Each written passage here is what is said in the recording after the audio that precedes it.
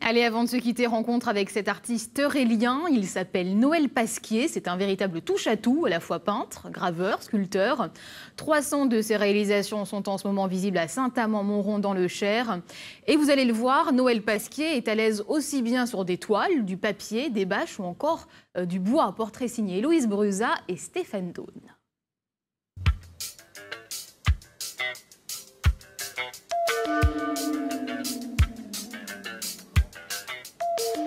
Enduit, tissé, étalé, parfois même projeté sur des toiles, le bleu est partout dans les œuvres de Noël Pasquier.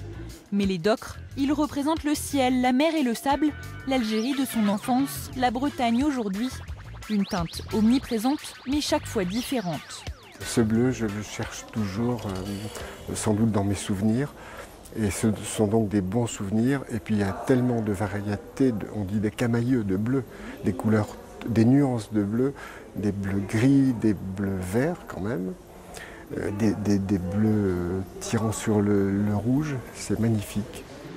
Bleu magnifique, bleu parfois dramatique. Pour élaborer la série Twins, l'artiste a ajouté 2 couleurs choc, le rouge et le noir, symbole du traumatisme causé en lui par le 11 septembre 2001, un événement qu'il a vécu de l'intérieur à New York. On remarque dans ses œuvres qu'il y a des fragments, des fragmentations, parce que la traduction de ce 11 septembre, c'est l'éclatement, c'est un acte qui vise à détruire et qui a réussi à détruire, quelque chose de totalement effrayant et même inacceptable. 11 septembre, enfant malade, marée noire, Pasquier s'inspire du malheur pour le transcender. Et pour s'exprimer, tous les matériaux passent entre ses mains, même le goudron, ramassé sur les plages après le naufrage de l'Erika, fixé ici sur papier. J'étais fasciné par ce matériau désagréable, malodorant, nocif, dangereux pour la peau, pour tout, pour les yeux. Et donc j'ai essayé de l'apprivoiser.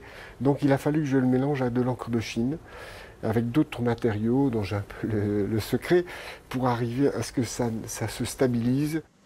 Menaçante et glaçante, colorée et lyrique, l'abstraction façon Pasquier se dévoile jusqu'au 7 septembre à Saint-Amand, au travers de près de 300 œuvres.